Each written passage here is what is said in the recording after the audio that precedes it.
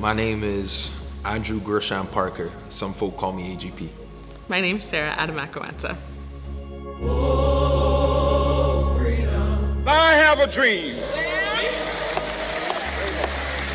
that my 4 little children will one day live in a nation where they will not be judged by the color of their skin, but by the content of their character. I have a dream today. I have a dream. I'm not here so someone can scribble my name down in a history book. I'm a school teacher. That's my job. I'm a dad, I'm a son, and I'm black. And I'm here because I want change. In my 37 years of life, I believe for the first time it's happening.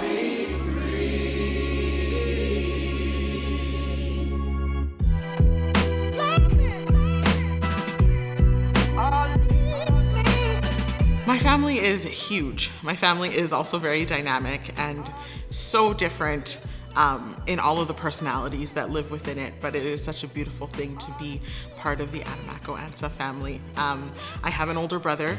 His name is Daniel, and he was diagnosed with autism at about age 3. David and I are next, and we're twins. And then we have a younger sister named Samantha. She's the baby of the family. I've known that I've wanted to be a teacher since I was a really young girl. David used to say, "Don't teacher me." If we ever got into arguments and my teacher voice would come out, he'd be like, "Don't teacher me, I'm not one of your students." And I would be like, "Well, David, did you think that was a good choice?" And he would be irate that that's what would come out of my mouth and some of the decisions that he made. But overall, they were so supportive, and so much so that David, when I became a substitute teacher before I got my full-time contract with Edmonton Catholic, David took a picture of my business card and advertised for me on his Instagram and Facebook saying, "Hire my sister, she's the best."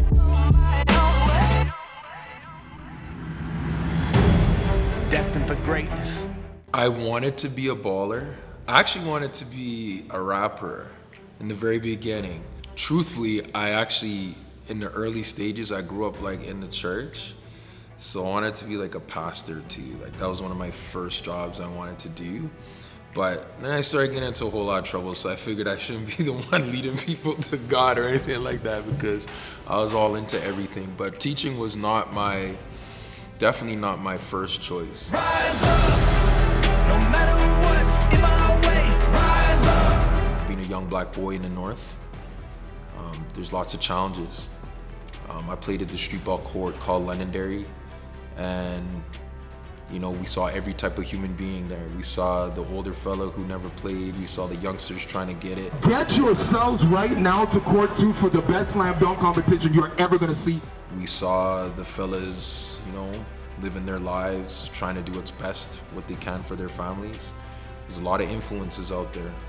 My life easily could have went in this direction, but staying on the court, keep my head in the books, and making good decisions when it was time to. That's what changed my life, and I wanted to be a part of that process for the 15, 16, 17, and 18-year-olds of this generation. I will rise like the sun.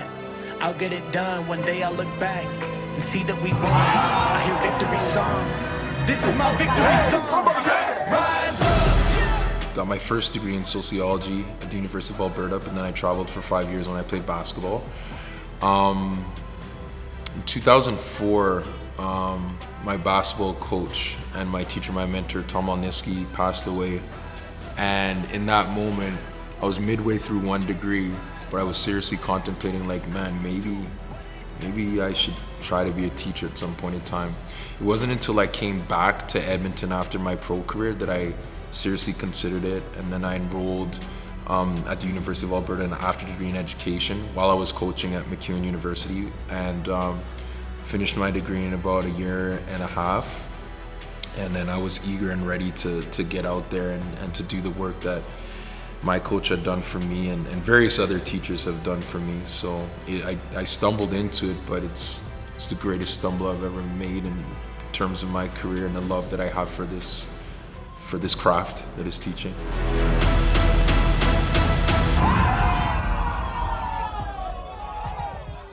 one of my friends, his name is Vince, sent me a job posting for the Canadian Museum for Human Rights and said, I really think this is for you. I really think you can do this.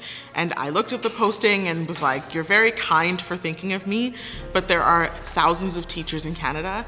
They wouldn't pick me.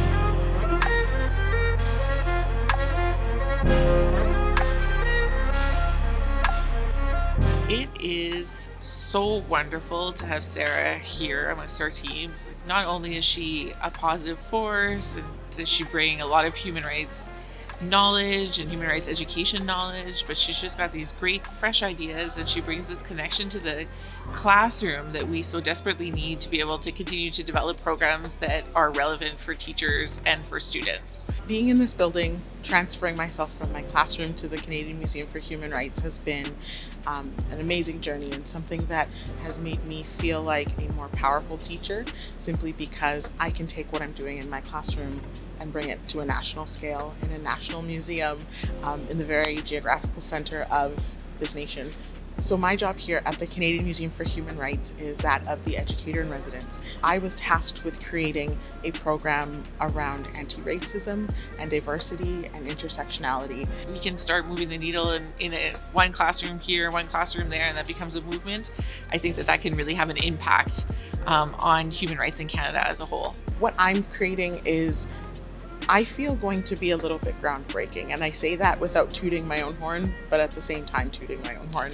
I'm assisting teachers who've never had the experience of racism, the ones that have been lucky enough not to experience racism or microaggressions or hateful comments based on the way they look. So by implementing anti-racism training for teachers and giving them the grace to get it wrong, I think that's going to impact our education system big time. Students that look like me get to know that they matter too, and they get to know that their voice is important as well.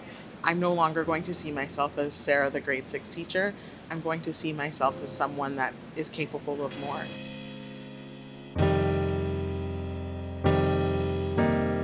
I'm a game changer.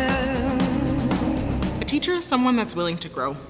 A teacher is also someone that's willing to stick their neck out and be able to take some criticism, but also someone that's willing to learn. The battle hides from me. I'm a game changer. A teacher is someone who walks alongside the student and learns as much from them as they believe that they're teaching them at the same time. I'm a game changer. So for me to get into that space and to be anything other than authentic in front of a group of youth who are literally waiting to hear something hopefully important, I had to keep it real. So I noticed that was something a little bit different from me than some of the other teachers there, and I guess it's not because of like their inability, it's just because we have different lived experiences. And when it's all or nothing, make no mistake, I'm a game changer. As I got more and more passionate about representation and the things that I've always grown up knowing are important and true, those things started to permeate through my teaching and became a part of what I was doing. So instead of looking at texts from history or historical texts that maybe are a little outdated in language, I was pulling things out from Indigo or from my local bookstores that were a little bit more modern, a little bit more current, something that my kids could relate to. I'm a game changer. My students they're world changers, game changers, humanitarians, philanthropists, artists, old souls, new souls. That's the reason I get up and go to work every day. I'm a game changer.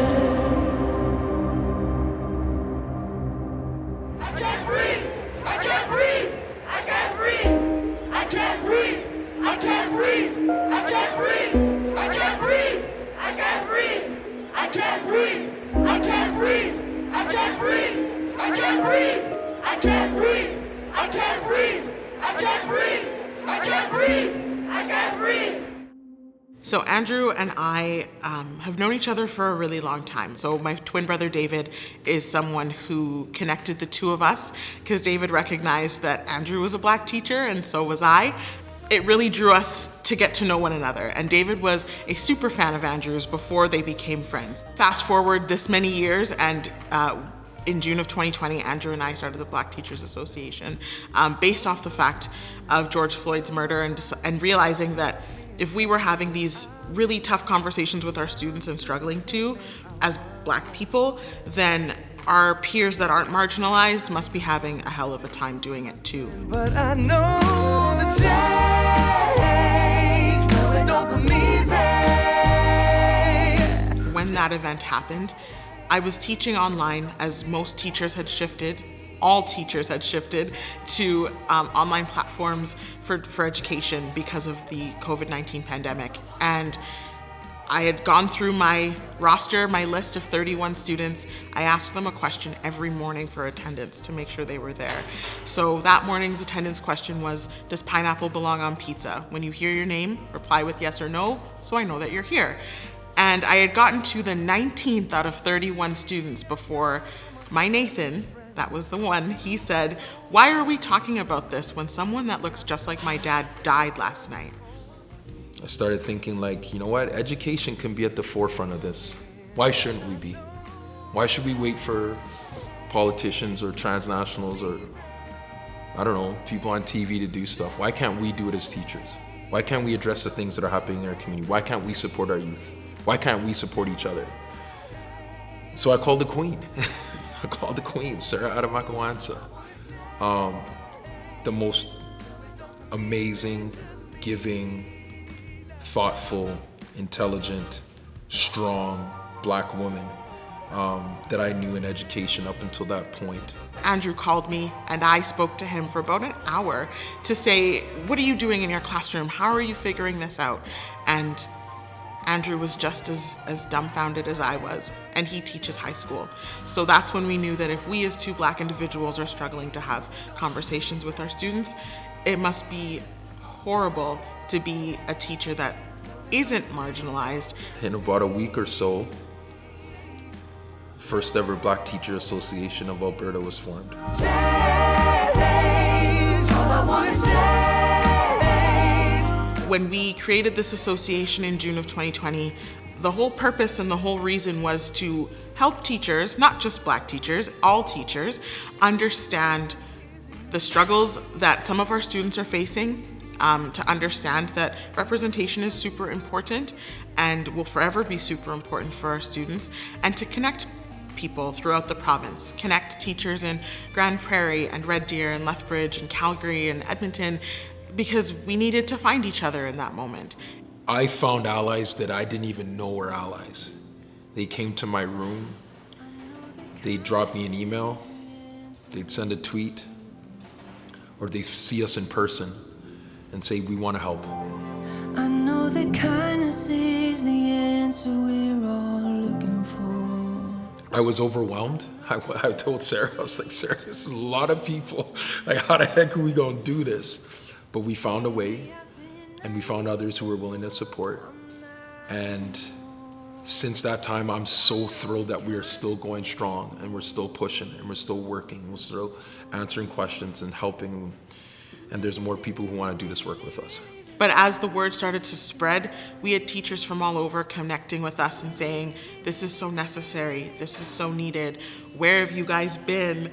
I'm in Calgary, how can I connect? I'm in Lethbridge, what can I do? I'm from Slave Lake, do you have resources? And if we didn't have them, we wanted to help find them because we knew if you're struggling, someone down the street is also struggling. So by creating this hub and creating this place of connection for all of us to be able to gather and discuss and give ideas and bounce ideas, it became such a beautiful little family, despite having met maybe 10% of them in person. I'm begging you to be kind. I think everyone just decided at some point that they wanted something different. And then all of a sudden we found each other. It was beautiful. Yeah. It was absolutely beautiful.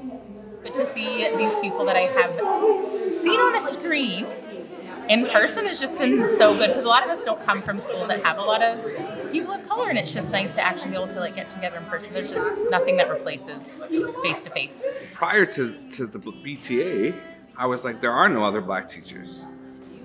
You know what I mean? If you don't see, right, you don't know. And so then I was like, wow, there. You know what I mean? Like just the existence of this to network and to see and to grow. But what it's done is really pulled people out of these silos to network and start building. Okay, like we see this.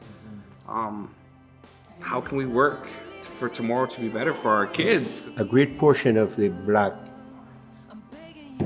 population that is in Alberta were black teachers, and a lot of them taught in Indian reservation. So there were a lot of black teachers that played a great role in the teaching of Albertan students years ago.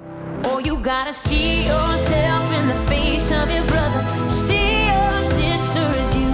What we're looking for is acceptance, what we're looking for is support, and what we're looking for is understanding. And my hope is that in education, we're going to get there so that things like the BTA don't have to exist. We don't want to wait 5 years, we don't want to wait 2 years, we wanted to get it done now. And I think there's enough people right now to make that change and to make a difference here in our society in Alberta and potentially Canada. We need to address things that happen, and we need to name them, and we need to claim them, and we need to understand that there are ways to rise above these negative actions. For some students, they're using words because they heard them on a video game. They saw them on a YouTube channel. For some of them, it's a little bit more deep-rooted. And so we need to get to the bottom of why, and we need to have those really uncomfortable discussions that perhaps we don't want to have. We need to arm them with the knowledge and the mental capacity to understand that you're going into a world that isn't safe. I'm begging you to be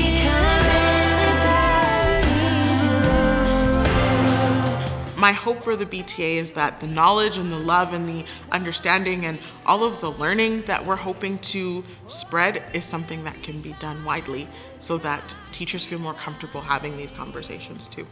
Sit down with somebody that's different than you. Hear their voices. Don't be waiting to interject. Wait to reflect. And then after the reflection, envision the future of education, what it could be, not what it is now, what it has been, but what the future is.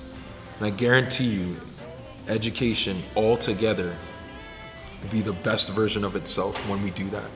Sometimes it starts from the bottom up, and sometimes it starts from the outside in. This is one of those times. And for any teachers out there that are listening to this voice that have been supportive, thank you. And for the rest, we're waiting patiently, and we'll accept you when you come as well. The work that Sarah and I do is philanthropic. We make a whole lot of money off of this stuff. We weren't in it for money. We're in it for change. Time is now. I'm begging you to be kind, be kind, be kind. Thank you. Yay! I appreciate y'all.